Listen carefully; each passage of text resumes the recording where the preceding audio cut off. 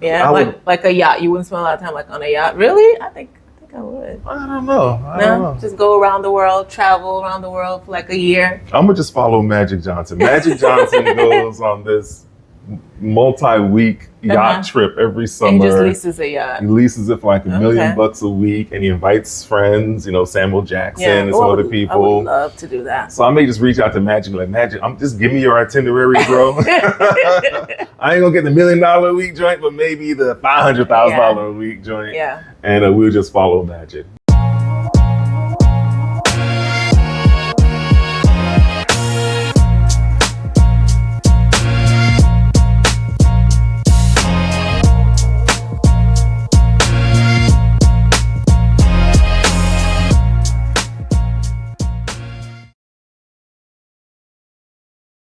Hi, everyone. Hi, and welcome to the English Exchange. All right, now I'm excited about this episode because it deals with a little bit of sports in it.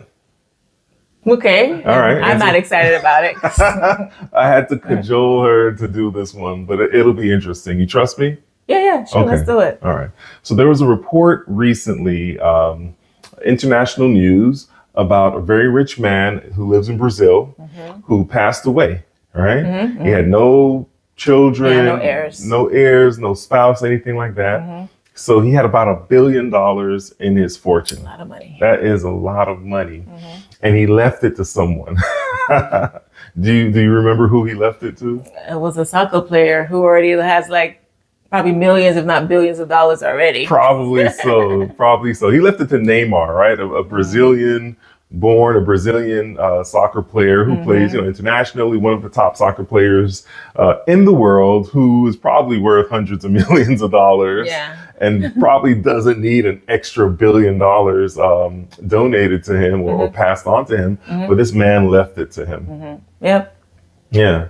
So he left it to him because he just identified with Neymar, like his upbringing and so forth. And he felt that they were kind of almost like kindred spirits. No, I think what it said was he really liked how he was with his dad, like that relationship that they had. He really admired that and felt that because he had such a good relationship with his father, he must really be like a good person or something like that. And I think he said it reminded him of his own relationship with his father as well. So now that I think about it, yes, you are absolutely right. So he left $1 billion to Neymar, and this is, I don't know if I've seen it and how reputable the sources is, but we looked at a couple of sources. It seems like it's legit. Yeah. Neymar has not necessarily come out and said he's accepting it or, what he's going to do with it and so forth. But it got us talking about, we're on a road trip, so it got us talking about, just kind of passing on wealth and so forth, what that looks like at a high level. So I wanted to do an episode on the 3 top ways to generate or pass on wealth from one generation to the next. And we're not talking about these rich, billionaires or 100 millionaires or whatever that create trusts and so forth and have all these mechanisms to avoid taxes. But I'm talking about regular folk, you and me, who are just living. A lot of people living paycheck to paycheck. How do they create wealth when they are, barely making it right now, right? So what are those top 3 ways? But before we even get into that, I did want to ask you, what would you have done if someone blessed you with $1 billion? What would have been the first couple of things you would have done? The first 3 things, the top 3 things. Top 3 things if I got blessed with $1 billion. Blessed. All right, let's say it's $1 billion after taxes. Let's assume that's after taxes. So inheritance is tax-free, right? All right, I think it's tax-free. So, I got to return my tithe and offering because I got to have the Lord bless me. You know that. He definitely would do that, I'm cutting that check for $100 million plus to bless, So then second thing. So the second thing is we don't have a lot of debts. We have a little house. You know what I'm saying? Comparatively speaking, that's going to put barely a dent into the $900 million left. Yeah. They pay off the house. And pay off some bills. That's a little bit left. And then shore up some of the savings of kids, kids in college. Just make sure that they're good. My daughter's going to college. Our daughter's going to college soon. So make sure that they're good. And I think take care of maybe some close family members, right? That pay off a mortgage or something like that. Are we on the same page so far? Okay. So far, so good. Yeah. pay off a mortgage, a car, and bless a little bit of that, immediate family and so forth. Make sure they're good. I would start a nonprofit. We would have to agree. Yeah, on starting a foundation. I definitely would agree with that. That we would put some money. That's exactly what I was thinking. Yeah. So we'd put some money there that would. I think I would want to help like people in Haiti, like my people. There you go. There you go. You know what I'm not big on? I'm not big on starting a new nonprofit all the time. Use a foundation to connect with a nonprofit that's already doing the work. That makes sense. And see if we can help fund them. Yeah, I think that's a good idea. Yeah, for sure. You got to give back. I mean, when you're blessed, you got to give back. I just got to find that uncle with $1 billion who's looking to leave it to somebody. I don't know who that is. Right. But anything you would just splurge on just for yourself? I don't know. I mean, I probably got to get some new shoes. Oh my goodness. Like something big, like you would splurge on. So, like a boat or I don't know. I'm a big boat guy. I'd probably lease, I'll be like Magic Johnson. Johnson leases a boat. Hundreds of millions of dollars you're leasing a boat? Really? There's still so much money. Yeah, okay. People say when you have a boat, the best day of owning a boat is when you buy it. And like the second best day is when you sell it. Really? Yeah. It's just so much money. Yeah, but we hire people to take care of it. Yeah, but that costs so much money. We got like hundreds of millions of dollars. But how much time are you going to spend on the boat? I don't know because we don't have a boat. I think people buy a boat thinking they're going to spend more time on it, and they don't spend as much time on it.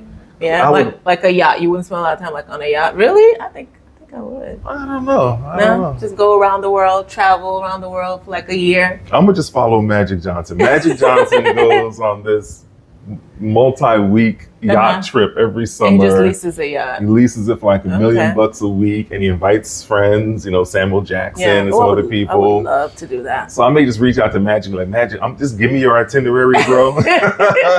I ain't gonna get the $1 million a week joint, but maybe the $500,000 a week joint. Yeah. And we'll just follow Magic. But I don't know. I don't need much, Maybe get some clothes. Probably get a different car. Absolutely. I'm a car. That's a given. I'm a car guy, but you're a tech guy. Yeah. You love like all the newest gadgets. I know you spend all your money on that. Probably. I'm not thinking it through because it ain't gonna happen. So I ain't spending too much time. Right.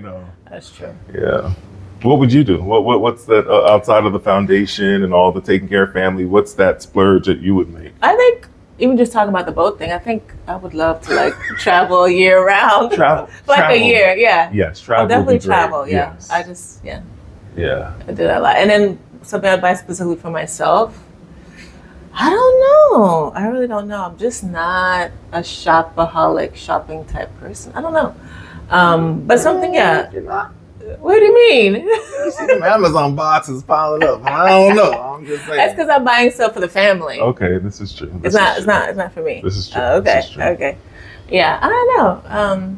I think that definitely get a new car, but maybe even like vacation homes. I think I would. Homes. No. Multiple vacation homes? Yeah, so different parts of the world.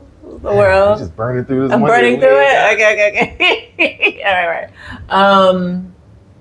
I'm not a jewelry person per se, so I'm not even gonna say that. Maybe just a nice, at least just a nice big home. We can do a lot of hosting.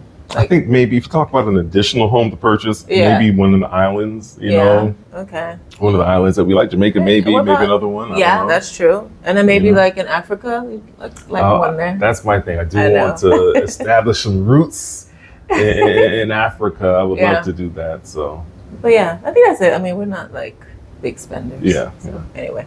Alrighty, so let's get on with what we came here to talk about. All right, the 3 top ways, I'm saying it again, to transfer, in some cases, maybe even generate wealth from one generation to the next. Okay. And as I said earlier, it's not for the richest folk in the world, not their strategies. That's not what this is about. This is for regular people like us here watching this. Absolutely. That could benefit from just thinking about how do I make it a little bit easier for those that are coming up behind us, right? So the number one, and let me say, I've done a little bit of research on this, and it's not very clear, but these 3 are definitely on the top. Whether 1, 2, or 3 doesn't make a difference, but I'm going to start with number 1, which I think is probably one of the easiest ways, which is life insurance. Life insurance. Life insurance, right?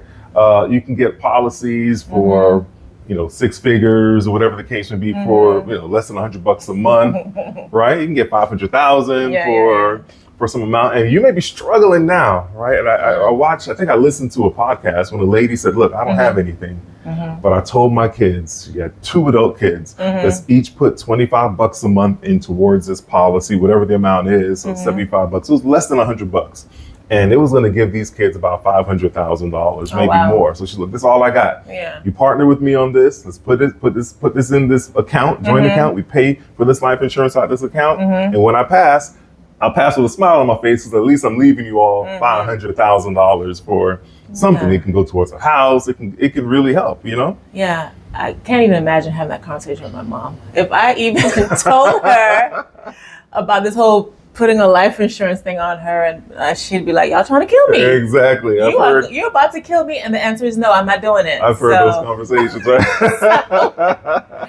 Yeah, so that wouldn't work for like my mom. So, but yeah, I would definitely, that's a good idea for sure. So I wonder, I wouldn't even talk to her about it. Yeah, you just have to do it. I mean, if you could put a life insurance on someone and not tell them. Can't you? I don't know. I would assume so. I mean, it sounds kind of like it could be ripe for corruption and so forth. I'm not even touching that. Nope. I'm not touching that. No, she would have to give me permission, and I'm not even gonna talk to her about it because I already know. I know my mom. She's like, "Y'all, you trying to kill me?" Interesting. So that's a cultural thing, I think maybe there's a cultural disconnect in terms of the value of life insurance and what it means, right? We're not wishing you death, right? No, it's not just at all. Just something. Hey, I mean, death comes for everyone, and if you're gonna die, might as well. Yeah. So that's the number 1. And you have different ranges of life insurance, whole life, term life, different amounts and so forth. But even if it's something like $100,000, if you had 100,000 today, you spend a couple of bucks on the funeral and so forth, and you get a little bit of extra just to help with something, that's a tremendous help for the vast majority of people that are probably listening and watching this episode. All right, so number two, again, in no particular order, is real estate. Real estate. So like if you own a house, you've lived in a house for 30 years, you paid it off, whatever the case may be. And when you pass, even if you owe some money on it, but you have equity there, that is a way to transfer wealth from one generation to another. Absolutely. And you see that happen a lot, where now these kids or the kid, they're able to use that equity to perhaps get their own home or pay off bills, whatever the case may be. Start a business. So there's a lot, and that's not really doing anything extra. That's you living your life as a person who's passing it on. You're paying your mortgage or whatever the case may be, like normal, and just being responsible, right? Not getting extra.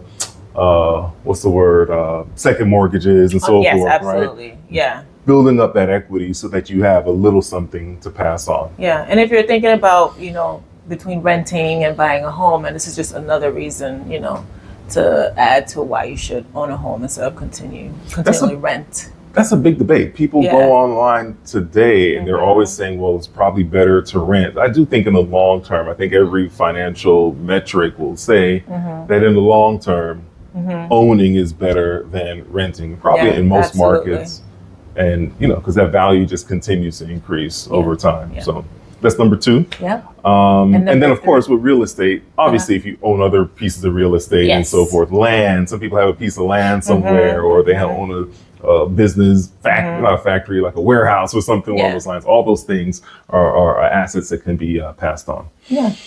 And number 3, the third one, which I thought was a little surprising, but maybe not, is stocks and bonds. All right. I mean, it makes sense. Makes sense. Yeah. Because whether it's S&P or the NASDAQ or whatever it is, these stocks have increased in value over the course of time for decades. Over the course of 30 years of 40 years of your working life, whatever the case may be, a stock that you bought 40 years ago is going to be generally worth much more now. even if it's like the big ones, Procter and Gamble or Ford or GM, they're generally going to increase in value over time. So if you're putting a little couple of bucks here, your 401k is one thing, obviously, but there are so many, what do you call it, apps and tools that make entry into the stocks and bonds market easy. Right. Everyone has an opportunity to do it, right? I know you like one of those apps. Yeah, I have Robinhood. Robinhood. Hey, Acorn. we're not, Rob, you got to pay us to say anything more than that. Acorn, whoever it is that she's saying, all right? But there are apps that are easy. So just buying, if you're buying a piece of a stock, I mean, Apple stock costs probably, I don't know, hundreds of dollars. You know, you can spend $10 a month, right? You're getting a little piece of Apple. Yeah, just adding a little bit, all the time, just right? maybe a time you get a paycheck, just buy a piece of a stock, something, just do something. There's this guy, he just retired, Warren Buffett. He's pretty much retiring from managing his fund there. Man, I don't know how, I'm not in that world, so I don't pay too much attention because I don't have any intention of buying a Berkshire stock, Hathaway stock. I want to say it's like $250,000 for one stock. Wow. Yeah. And I don't think you can buy piecemeal with him. You have to buy whole. I think you're buying the whole stock, but that's the value that he drives, you know, year over year for the last 56 years, however long he's been in that game. Wow. So listen, these are just a couple of tips. I thought it'd be interesting. Hopefully you found it interesting. And I do want to close with one of those texts that we do from time to time. This is the faith side. We forget. We're supposed to be like faith, family, and finance, and we forget the faith part. So we talked about finance here, and the faith part is a verse that if you are around the Bible at all, you know, you've probably heard this verse before, and I am finding it here on my other phone, and it is from Proverbs 13, verse 22, and it says, "A good man leaves an inheritance to his children's children." So we're talking about generational impact. Right. But the sinner's wealth is laid up for the righteous. And to be quite honest, we talk a lot. This verse is used a lot in the financial context, and it has value in the financial context, I think, but it's broader than that. It's really talking about your character and integrity. It's talking about these principles, because it's talking about the fool's wealth, or the sinner's wealth is laid up for the righteous, as if they may lose it. Well, listen, I don't know. I've heard it in both contexts, the actual finance aspect of it, but also, you know, I hope my kids inherit more than just money from me. I hope that they inherit integrity and good character and really caring for other people. Even if we do leave them something, that they would do something for somebody else with it, right? Absolutely. So, listen, I hope that you find this valuable. You find it valuable? Yeah, I found it valuable. Even though it's kind of like, She was like, it's boring. Anybody gonna listen to that? Okay, I didn't say it like that. You didn't say it like that. But I just want to make sure that we're, you know, yes, I want to provide information to people, but I want to make it interesting as well. Right? Yeah. So listen, if you found something interesting in here, please like, share, subscribe, leave us a comment as well, so we know that we're providing something that's of interest and of value to our listening audience. Absolutely. Thank you for watching. Yeah. I know that we were at church yesterday and a couple people came up and were asking, "Hey, what's up?" You know, with the next episode. Yeah, they were really kind of liking the episode, which makes me feel good. I'm like, okay, so people are watching it, they're enjoying it, so definitely gives me that motivation to keep going. So thank you guys for telling me and telling us how much you enjoyed our videos. It really does help. Yeah. Thank you. All right. Bye. Bye.